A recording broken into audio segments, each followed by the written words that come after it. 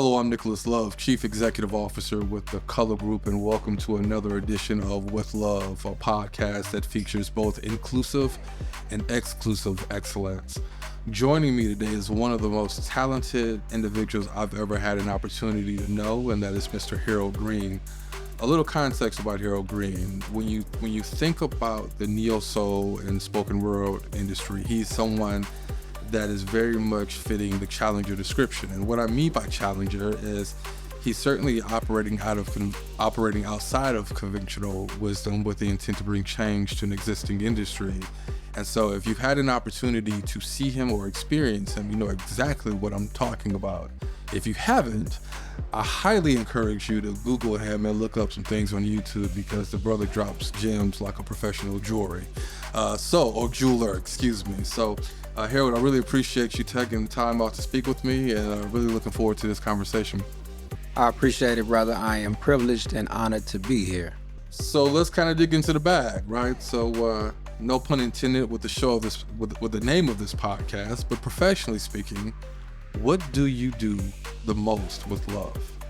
I believe that I execute with love, and I think that that's different than just thinking or just kind of throwing ideas out there. I think the execution of things is the actual human connection between like your mind and then the world. So once that idea goes out into the world, now you're executing it. Now you're putting it out, the pen to the pad, So if I'm doing a show, or if I'm writing a book, or if I'm curating a workshop, all of those, different vessels that I exist in, I think the execution of it has to be done with a thread of love, because I am connecting with other human beings, and I want my impact and effect to be felt in a way that feels like love. So I want to execute with love at all times.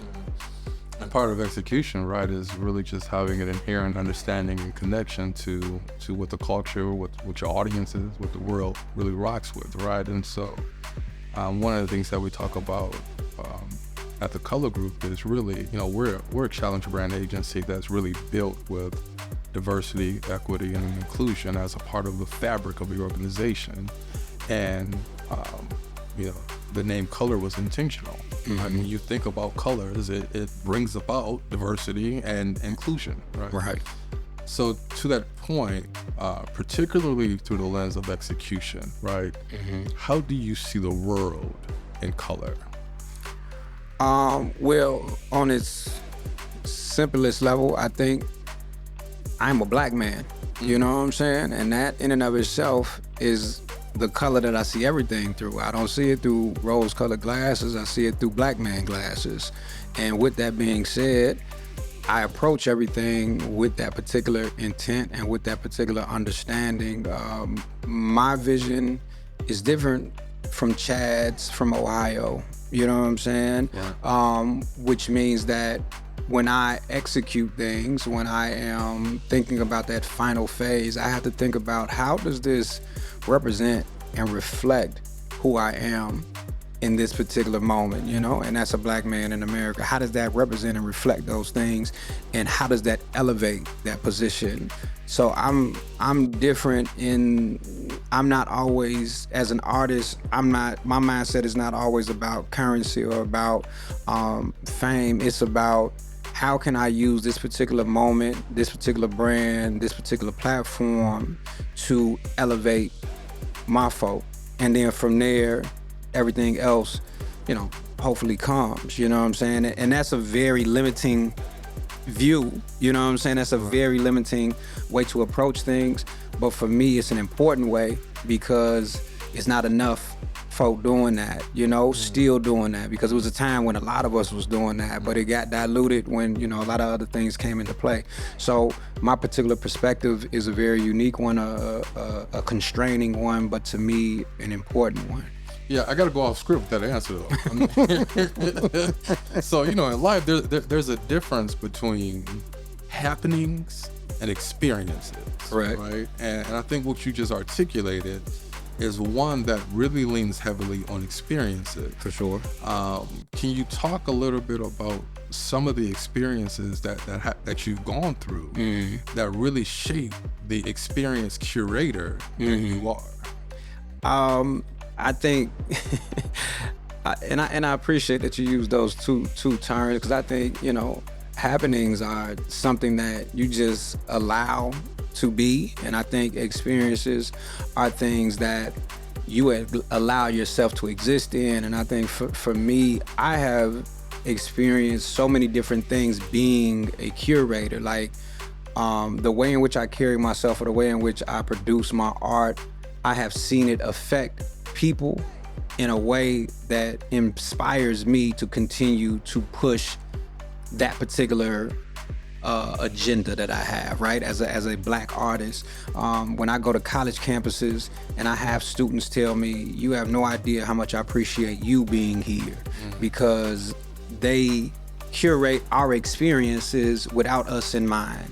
So thank you so much for you being here. When I have shows and Black women tell me, thank you so much for speaking the way you do about us as a Black man, that means something to me. When I see couples, you know, get engaged at my shows because they so inspired through the Black love lens, that pushes me and inspires me to continue to go. When I work with Black youth and they show such illumination and such light and such jubilation for being seen in a particular way, that experience shapes me as a curator and an artist to do things in a certain way, because I know that particular experience has shaped other people. You and I have been knowing each other for a long time, and I think what I'm getting ready to say to you is going to be the first time I've ever said this to you. But, and my wife, who's likely going to listen to this podcast, she better listen to it. It's going to laugh when I make this statement, but you know, real talk, even as we were planning our wedding, right, and we were talking about, like, what does the experience look like? I'm like, yo, I actually went here green to perform in my wedding. Then I looked at the open bar budget and I'm like,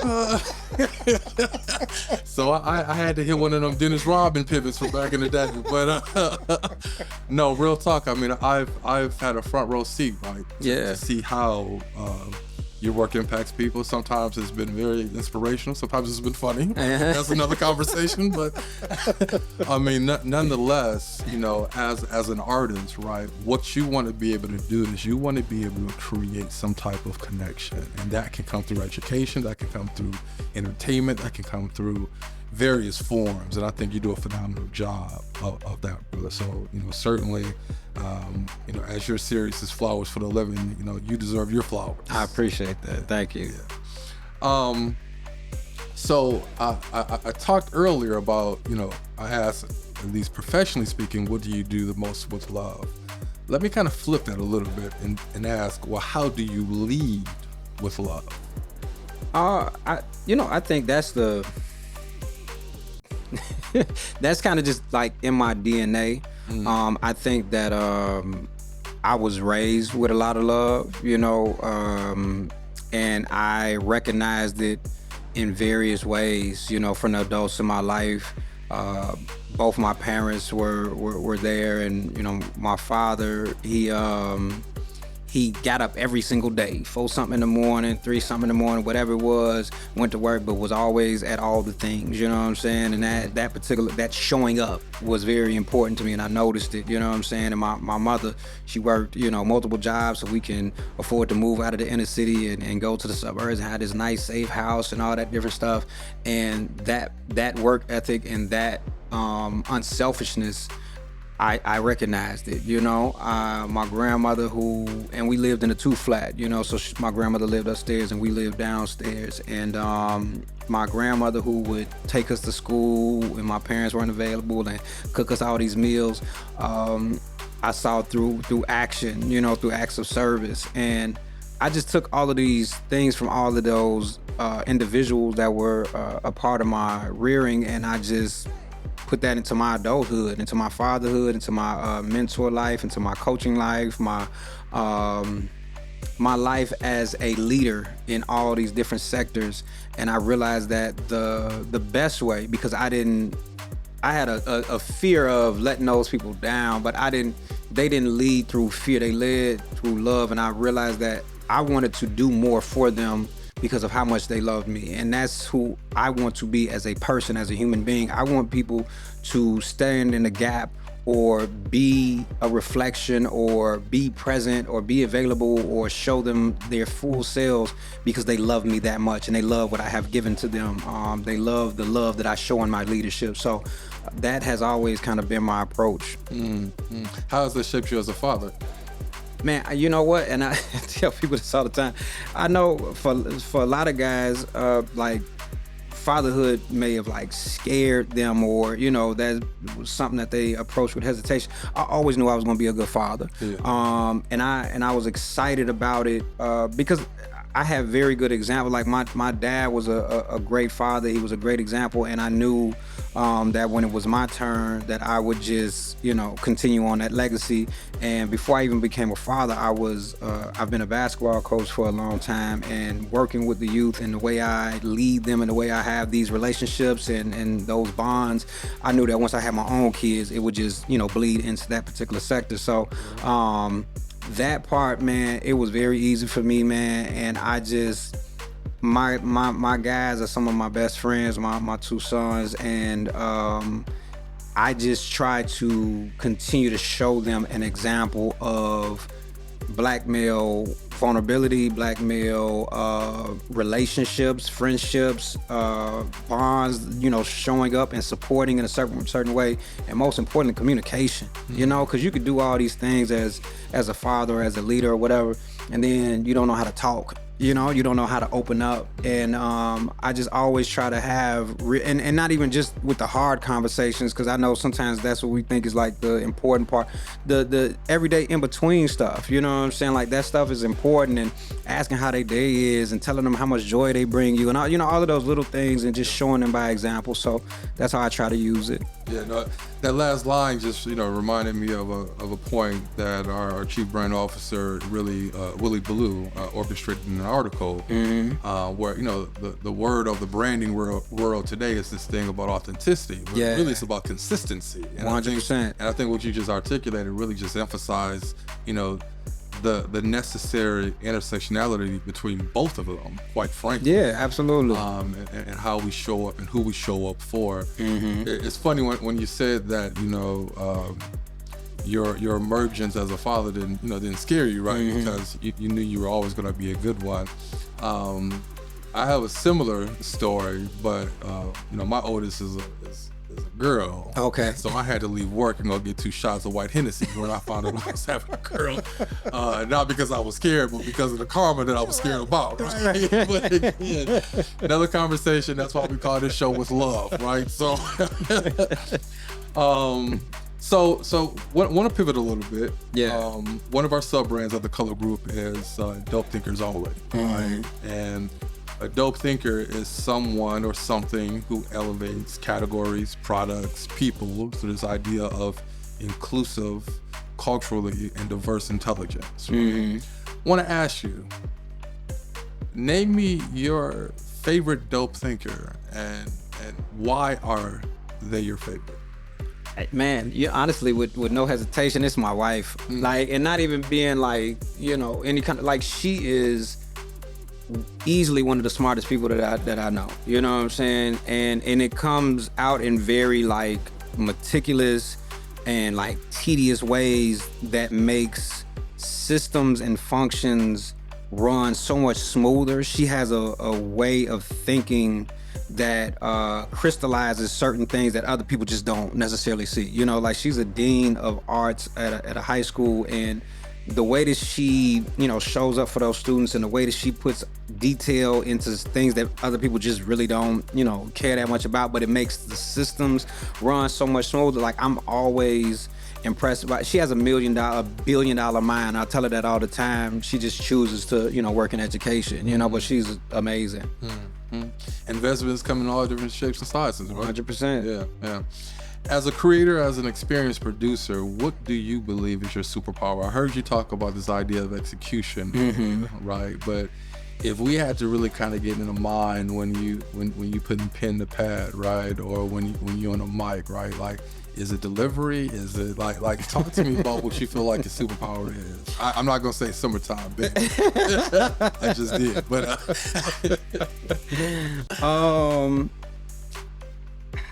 it might have to be to me the first thing that kind of comes to mind is my fortitude. Like, I just don't stop. I've been doing this for like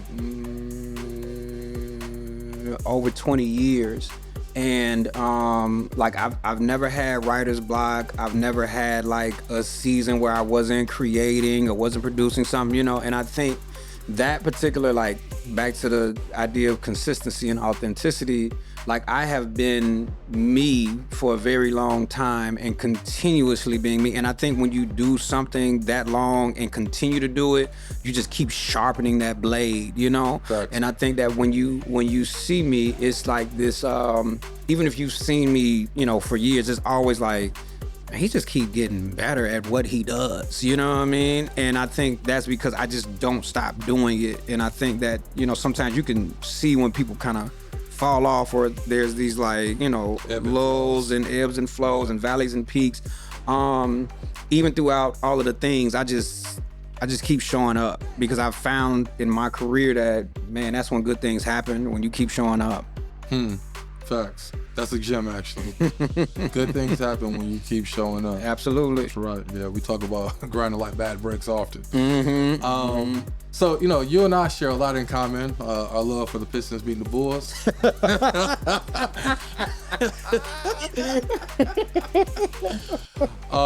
But another thing that we share in common, right, is the love, respect, and admiration for Grambling State University. 100%. And that was the truth following a lie.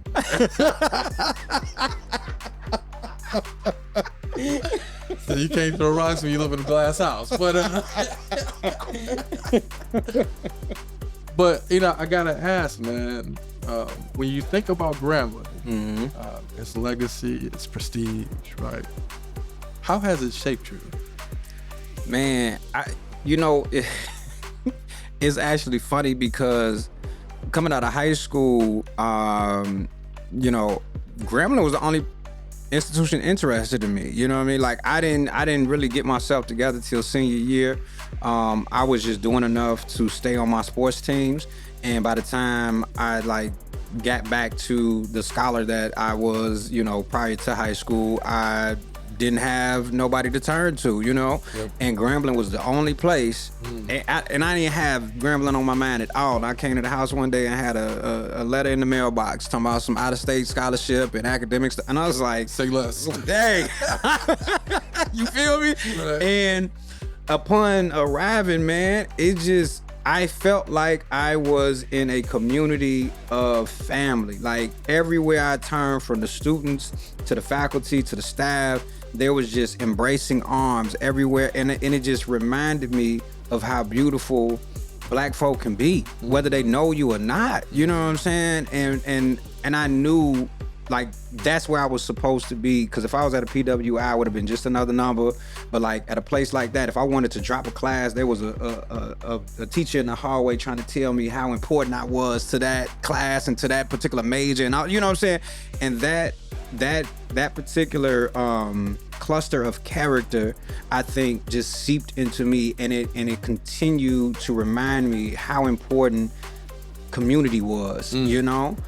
It was something that I grew up with, and something that I found to be very important, like as a child, but like as an adult, Grambling was the conduit between me and the world. And as an artist, that was something, because I created so many different shows and experiences while on campus, and it brought community and culture to the campus in a very major way. Okay. And I wanted to make sure, once I left that place, that I continued to do that from my huge home city of Chicago worldwide. And that's why I operate the way I do as an artist, because of the community and culture that I felt I was encapsulated in at Grambling. Well said, man. Well said.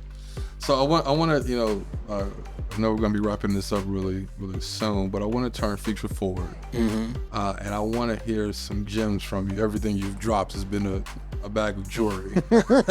So I want to borrow a little bit more, brother. But, when you talk about the next generation of experienced curators, leaders, what's your advice? I honestly, I think that authenticity piece is something that we gotta keep coming back to, because I think it's so easy to lose yourself. Like when I first started doing poetry, I remember I used to watch their poetry jam a lot, and that was really what inspired me to start doing spoken word, because prior to that I wanted to like rap and different things like that. But like what I found so interesting about all of those artists on there, everybody sounded different. Everybody sounded like a place. Everybody sounded like something that I could attach myself to. And I think for me as an artist, that is something that has really created community for me, as far as my fans and supporters.